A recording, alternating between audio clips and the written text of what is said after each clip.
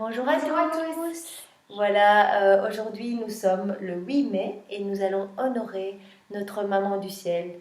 Nous allons voilà, l'aimer et lui donner nos vies, lui consacrer vraiment tout ce que nous sommes. Nous sommes devant la Vierge pèlerine de Fatima et donc vraiment c'est le moment de lui dire que nous l'aimons et au nom de tous. Au nom du Père qui m'a créé, du Fils qui m'a sauvé et du Saint-Esprit qui me sanctifie. Amen. Jésus, nous nous plongeons dans ta divine volonté et nous te demandons vraiment de venir aimer en nous, toi-même, ta maman, ce matin. Viens parler à travers nos bouches, viens ouvrir nos cœurs et viens écouter toi-même ces enseignements, ces leçons très précieuses. Et transforme-nous. Ne laisse pas ces enseignements rentrer dans notre âme sans opérer une transformation profonde de nos vies. Nous te le demandons et nous implorons ces grâces pour toute l'humanité entière. C'est vraiment au nom de tous, comme chaque matin, que nous offrons ce temps et ce moment d'amour pour ta maman et ce temps d'écoute vraiment face à toutes ces leçons. Au nom des âmes du purgatoire, au nom de tous les agonisants, au nom des pécheurs obstinés, au nom des âmes qui te sont consacrées, Jésus, au nom de tous. Eh bien, Jésus, reçois nos merci, nos adorations, nos louanges, unis à tes merci, à tes adorations, à tes propres louanges. Et nous te demandons également pardon, Jésus, pour toutes les offenses que tu reçois et les offenses que ta maman reçoit. C'est un pardon au nom de tous, Jésus. Et Marie, nous venons sur tes genoux maternels avec Elliot ce matin, au nom de tous les hommes. Nous représentons vraiment toute l'humanité. Et nous venons t'aimer, Marie. Nous venons te remercier pour tout ce que tu fais pour nous. Nous avons encore l'exemple ici avec Notre-Dame de Fatima qui est apparue vraiment pour donner des messages à l'humanité, essayer de nous rendre meilleurs, demander notre conversion, vraiment pousser les hommes à avancer vers le ciel, à travailler pour le ciel, à travailler pour l'avènement du royaume de Dieu. Eh bien, merci maman. Et aujourd'hui, nous avons une prière de Sainte Catherine de Ricci, une parole de Sainte Catherine de Ricci qui dit ceci. Il convient que nous embrassions les vertus que Marie, notre reine, pratiqua en ce monde, depuis sa nativité jusqu'au jour de sa très sainte Assomption. Et malgré cela, à cause de notre bassesse et fragilité, nous ne pourrons les pratiquer comme elle. Eh bien, il est vrai, Marie, que nous avons besoin de ton aide. Nous avons besoin de chacune de tes vertus et nous te les demandons ce matin. Nous te demandons de nous recouvrir de ta douceur, de ta tendresse, de ton humilité, de ta foi, de ton espérance, de ton intelligence, de chacune de tes vertus. Tu étais remplie de l'Esprit Saint. Eh bien, obtiens-nous les mêmes grâces que tu as reçues, Marie. Que nous soyons nous aussi remplis de l'Esprit Saint et que nous puissions aller annoncer partout la bonne nouvelle, aller annoncer ton Fils Jésus, aller chercher des âmes, aller réparer pour tous. C'est vraiment ce que nous te demandons ce matin. Parce que, comme dit Sainte Catherine de Ricci, nous sommes faibles et nous ne pouvons rien faire en fait sans toi et sans Jésus, c'est impossible. Nous sommes perdus dans ce monde sans vous. Puis nous avons Saint Anastase d'Alexandrie qui dit ceci. Ô ma reine, ô Marie, vous êtes pleine de grâce, afin de devenir la voie de notre salut et la pente par où l'on monte à la céleste patrie. Eh bien Marie, tu es vraiment, comme le dit Sainte Anastase d'Alexandrie, tu es vraiment la voie royale pour accéder au ciel. Eh bien, montre-nous le chemin, prends-nous par la main et mets-nous sur ce chemin de la sainteté. Vraiment, dis-nous ce que nous devons faire, donne-nous vraiment les leçons jour après jour. Apprends-nous à aimer ton Fils, apprends-nous à offrir nos souffrances, apprends-nous à vivre comme toi, apprends-nous l'humilité, apprends-nous la patience, apprends-nous à devenir meilleurs, Marie. Tu es vraiment notre modèle et tu es la voie et l'unique voie pour arriver à ton Fils, Jésus. Et Jésus est l'unique voie est la voie unique pour arriver jusqu'au Père, jusqu'au paradis. Donc nous serons en bonne main si nous donnons la main de Marie qui viendra elle-même mettre notre main dans celle de Jésus, qui nous amènera dans notre patrie céleste. Alors nous pouvons demander à ces deux saints de nous aider et d'intercéder pour nous, vraiment ce matin, pour que nos cœurs soient ouverts et réceptifs aux enseignements de notre maman. Et ce que nous le demandons au nom de tous, dans la divine volonté de Jésus. Alors nous avons toujours la prière préalable, avant de commencer la leçon, qu'Eliott va nous lire.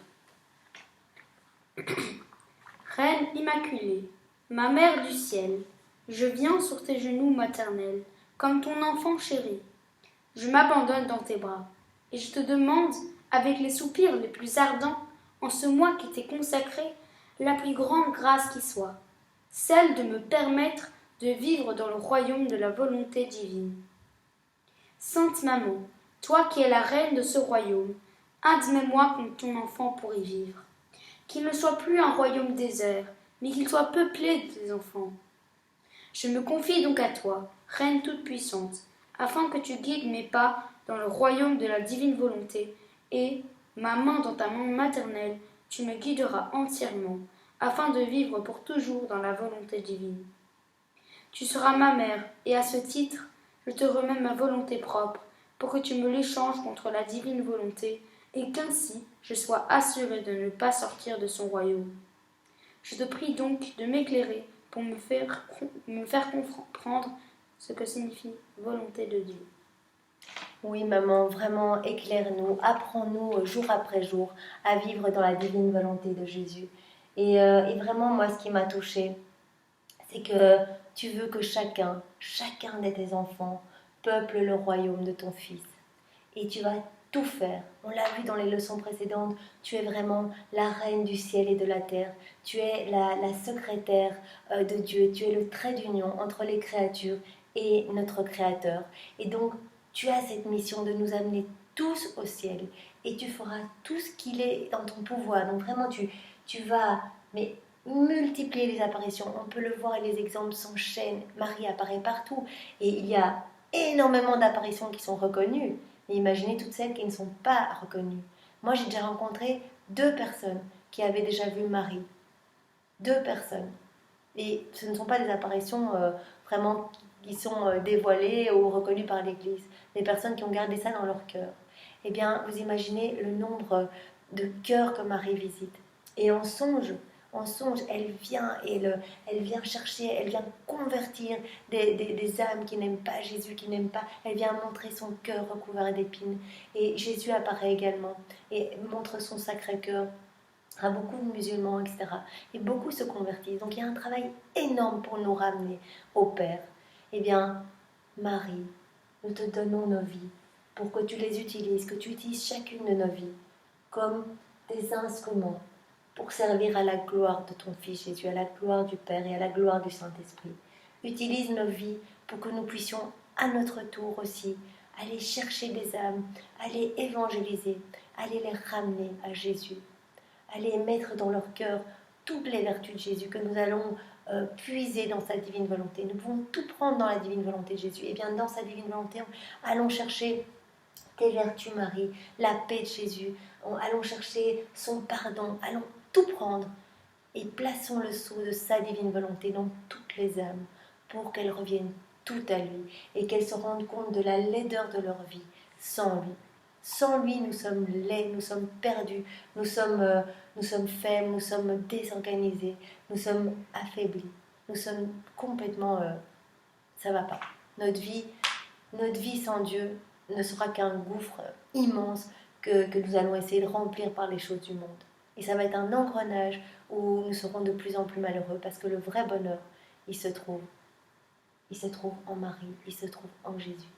Nous n'aurons jamais un plus grand amour que celui qui nous sera donné par notre maman du ciel, qui nous aime immensément avec l'amour même de son Fils dans sa divine volonté.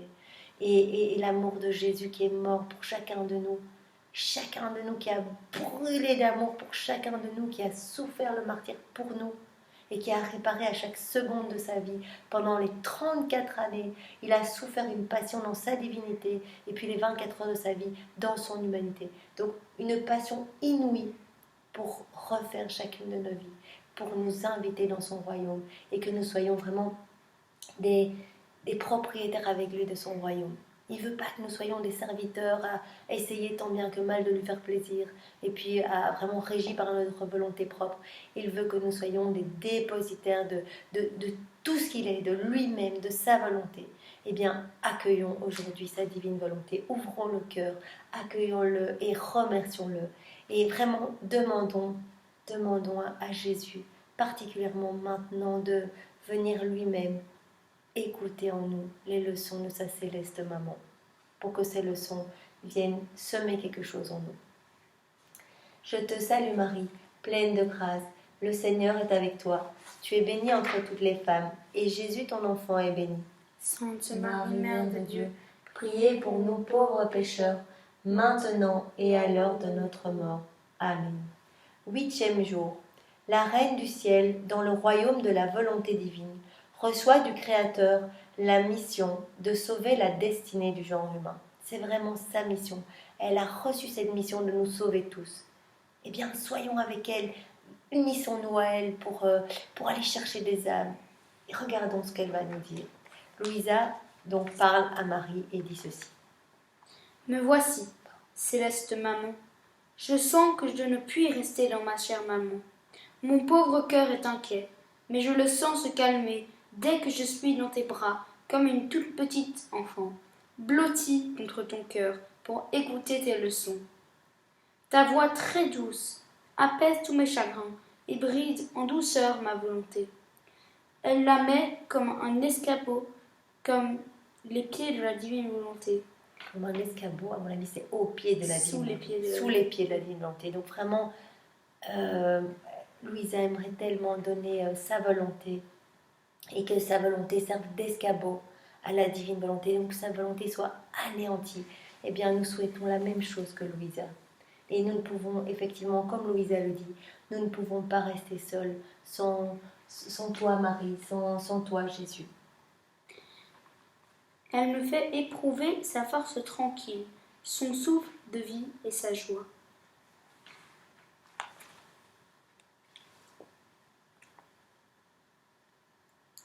Oui, donc la voix de Marie vraiment lui donne une force, du calme et la paix et la joie. Eh bien, demandons ça dans nos vies, que les leçons de Marie nous amènent vraiment un calme et une paix, une certitude vraiment que nous sommes enfants de Dieu, que nous sommes aimés et que notre destinée est de vivre dans la divine volonté. C'est pour cela que nous avons tous été créés. Nous avons tous été créés pour être vraiment des enfants de Dieu, des enfants des enfants qui laissent la lumière de Dieu passer à travers leurs mains, à travers leurs pieds, à travers leurs regards. C'est ça, vivre dans la divine volonté, c'est inviter Jésus partout à faire tout en nous pour glorifier le Père.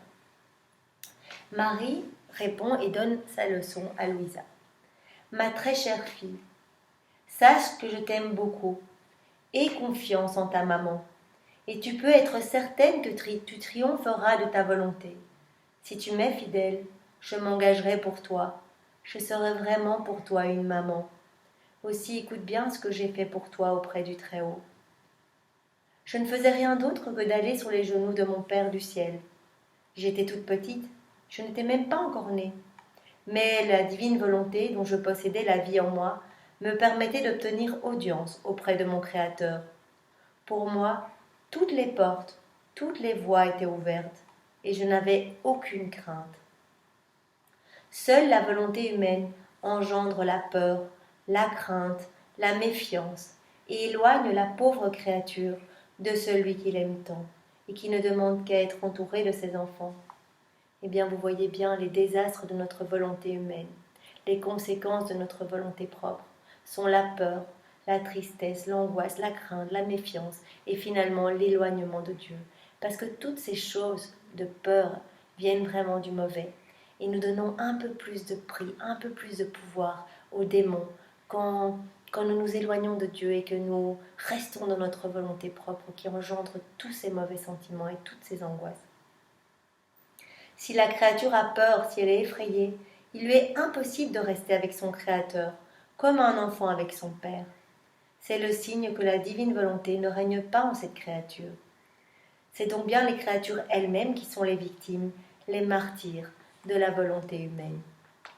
Bien, vous voyez, demandons vraiment d'être libérés de tout ce qui n'est pas de Dieu et que notre volonté propre soit vraiment enchaînée au pied du trône avec celle de Marie, pour que nous puissions laisser la lumière jaillir en nous et que toutes nos peurs, nos tristesses, nos angoisses soient pulvérisées par la lumière de Jésus. Parce que si nous avons ces peurs, c'est ce que Marie nous dit, c'est que nous ne sommes pas dans la divine volonté. Ne fais donc jamais ta propre volonté. Refuse de te torturer et de te martyriser toi-même, car c'est le plus horrible des martyrs, dans lequel tu ne recevras ni soutien, ni réconfort. Toutes les conséquences de notre volonté propre sont comme un martyr pour nous-mêmes. Nous nous imposons des souffrances terribles en nous éloignant de Dieu, et nous n'allons pas recevoir du soutien. Parce que Marie travaille continuellement par ses leçons, par ses apparitions, pour nous convertir. Nous allons recevoir des grâces de conversion, mais nous devons faire l'effort d'offrir notre volonté propre et de demander. Vous avez vu jour après jour, demander la divine volonté avec persévérance. Jésus va regarder notre insistance, notre désir de vivre dans sa divine volonté. Et il ne veut pas donner ce trésor tellement important à des âmes qui un jour diront oui, le lendemain diront non, et finiront par l'offenser terriblement. Donc il va vraiment être certain, d'abord s'assurer certainement que l'âme le veut, et à chaque fois lui donner un peu plus de lumière, un peu plus de connaissance sur sa divine volonté, pour que nettoyée petit à petit, elle puisse un jour être complètement remplie de sa lumière et de sa divine volonté. C'est ce que nous allons demander aujourd'hui au nom de tous, dans ta divine volonté, Jésus, pour te plaire et que tu viennes vivre en nous. Écoute-moi plutôt. Je me jetais dans les bras de la divinité.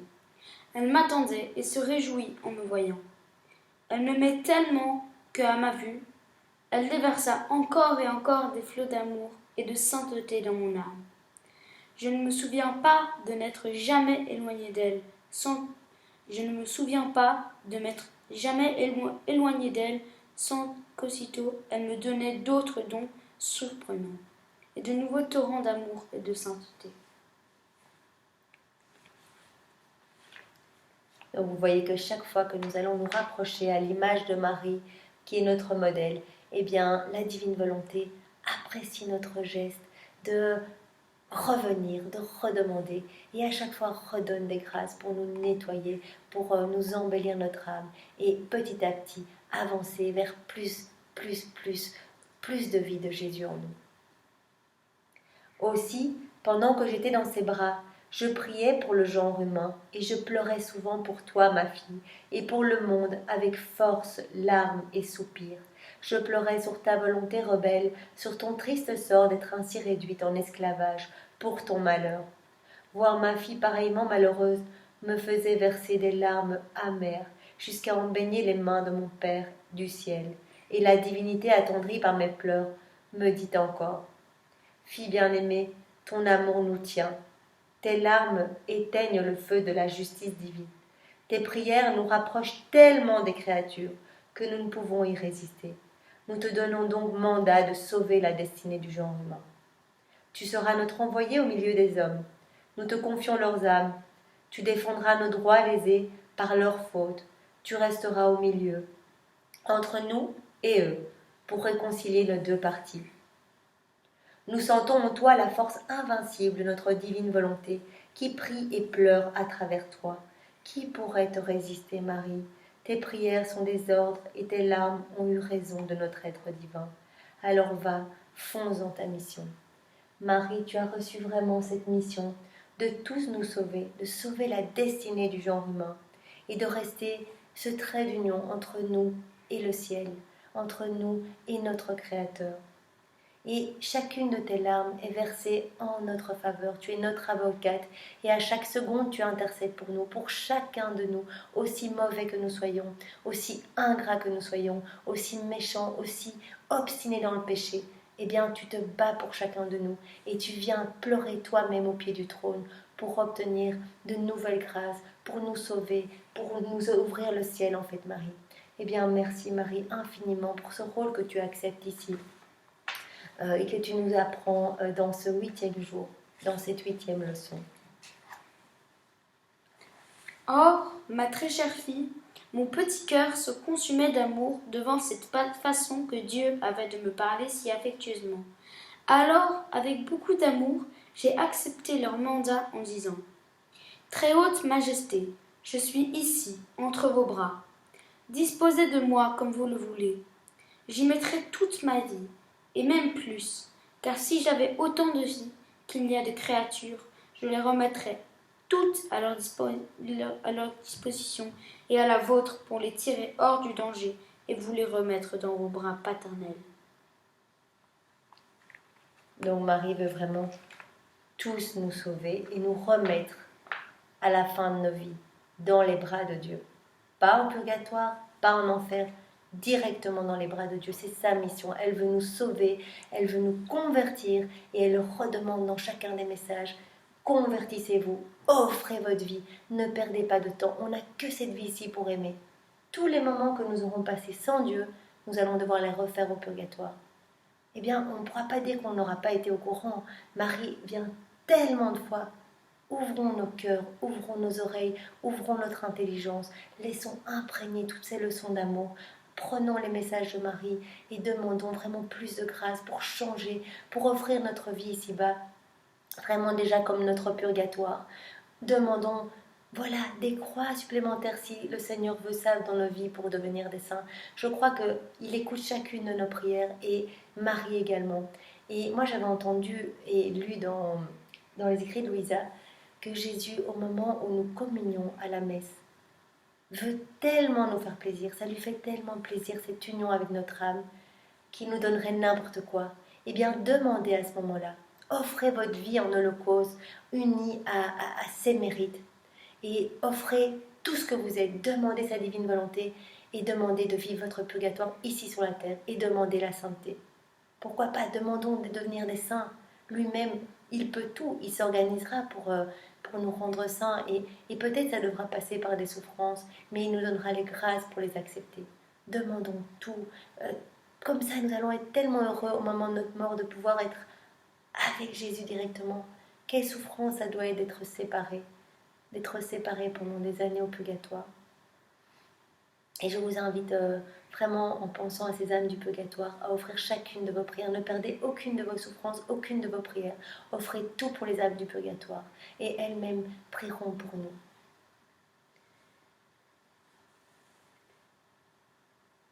Et sans savoir alors que j'étais destinée à devenir un jour la mère du Verbe divin, Marie ne le savait pas du tout. Elle n'avait pas idée qu'elle allait devenir la maman de Jésus.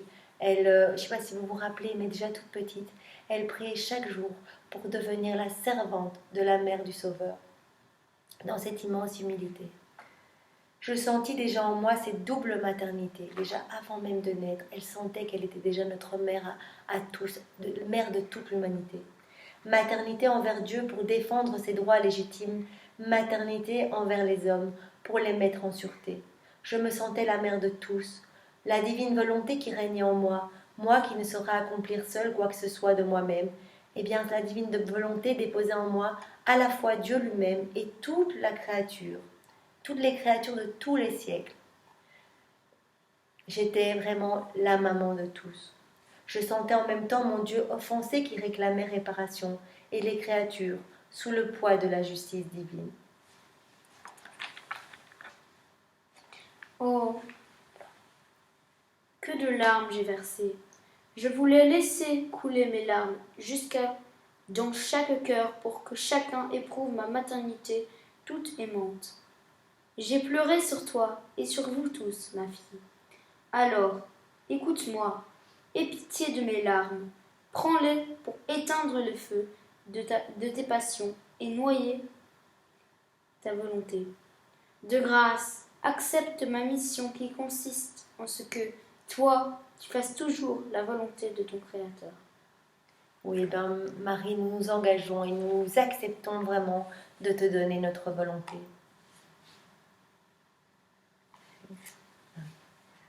Eh bien, vraiment, nous avons pitié de tes larmes, Marie, et nous les prenons. Nous prenons ce cadeau de tes larmes pour éteindre le feu de nos mauvaises passions et de nos désirs déréglés. Voilà, noyer notre volonté dans la volonté de Dieu. Louisa dit à Marie, « Maman du ciel, mon pauvre cœur ne peut pas résister en entendant jusqu'à quel point tu m'aimes. Ah, c'est trop que de pleurer ainsi pour moi. Tes larmes, je les sens couler dans mon cœur, et comme autant de blessures, elles me meurtrissent et me font comprendre combien tu m'aimes. Je veux unir mes larmes aux tiennes, et en pleurant te prier de ne jamais me laisser seule. Sois pour moi une maman, et moi, comme ta petite fille, je me laisserai faire par toi afin que ta mission soit remplie, et que tu puisses me porter dans tes bras jusqu'à notre Père du ciel, comme l'accomplissement de ton mandat divin. » Marie demande un sacrifice à chacun de nous aujourd'hui. Aujourd'hui, pour m'honorer, tu me remettras ta volonté, tes peines, tes larmes, tes angoisses, tes doutes et tes craintes entre mes mains maternelles. Étant ta maman, je les garderai alors en dépôt dans mon cœur maternel, comme gage de ma fille, et moi, en contrepartie, je te donnerai le gage précieux de la volonté divine. Eh bien, nous sommes invités aujourd'hui à remettre nos craintes, nos doutes, nos angoisses, nos larmes, tout ce qui n'est pas de Dieu, nos peines, tout ce qui est né de notre volonté propre. Eh bien, donnons tout dans les mains de notre maman aujourd'hui. Et elle va garder tout ça en dépôt, en gage vraiment de notre foi en elle, de notre amour. Et en contrepartie, elle va nous donner la divine volonté de Jésus. Une petite gorgée de la divine volonté de Jésus, pas à pas, pendant tout le mois de mai. C'est un processus lent pour recevoir petit à petit un peu plus de la volonté de Dieu. Eh bien, merci Marie, nous allons vraiment faire cela. Elle nous apprend une prière aussi que nous pouvons dire aujourd'hui. Maman du ciel, verse tes larmes sur mon âme, afin qu'elle guérisse les blessures que ma volonté propre y a faites. Oui, Marie, que tes larmes nous nettoient et nettoient notre âme et l'embellissent. Nous t'aimons, Marie, et nous sommes vraiment tellement reconnaissants de tout ce que tu fais pour nous. En ton honneur, Marie, nous pouvons dire 3 Je te salue, Marie. Je te salue, Marie, pleine de grâce. Le Seigneur est avec toi. Tu es bénie entre toutes les femmes, et Jésus, le fruit de tes entrailles, est béni. Sainte Marie, Mère de Dieu, priez pour nous pauvres pécheurs, maintenant et à l'heure de notre mort. Amen. Je te salue, Marie, pleine de grâce. Le Seigneur est avec toi. Tu es bénie entre toutes les femmes, et Jésus, le fruit de tes entrailles, est béni. Sainte Marie, Mère de Dieu, priez pour nous pauvres pécheurs, maintenant et à l'heure de notre mort. Amen. Je te salue, Marie, pleine de grâce. Le Seigneur est avec toi. Tu es bénie entre toutes les femmes, et Jésus, le fruit de tes entrailles, est béni. Sainte Marie, Mère de Dieu, priez pour nous pauvres pécheurs, maintenant Et à l'heure de notre mort. Amen. Que toute gloire soit rendue au Père et au Fils et au Saint-Esprit, comme il était au commencement, maintenant et toujours, et dans les siècles des siècles. Amen. Eh bien, Marie, Jésus, c'est dans la divine volonté que nous avons fait cette prière au nom de tous. Reçois tout en gage de notre amour, de la part de toute l'humanité entière, comme si notre bouche était le haut-parleur des générations passées, présentes et futures. Que tout soit fait pour ta gloire, Jésus, et que Marie, tu te sentes aimée, adorée, et que les épines de ton cœur puissent être retirées par nos prières. Et voilà, nous pouvons vous laisser sur cette belle image de Marie. Marie, vraiment notre mère de Fatima, ici, qui, même si on ne voit pas bien, on l'a vraiment mis en valeur au milieu de toute la création derrière. Elle qui est si belle, qui est la reine du ciel et de la terre. Eh bien, voilà, que votre cœur batte pour elle toute la journée et lui dise sans cesse que vous l'aimez. Et n'oubliez pas, remettez-lui toutes vos peines, vos doutes, vos craintes. Elle va les prendre, les garder en gage de votre amour, de votre confiance en elle. Et elle vous donnera petit à petit la divine volonté de son Fils. Jésus ne peut rien lui refuser. Voilà, passez une bonne journée à tous. Au revoir. Au revoir.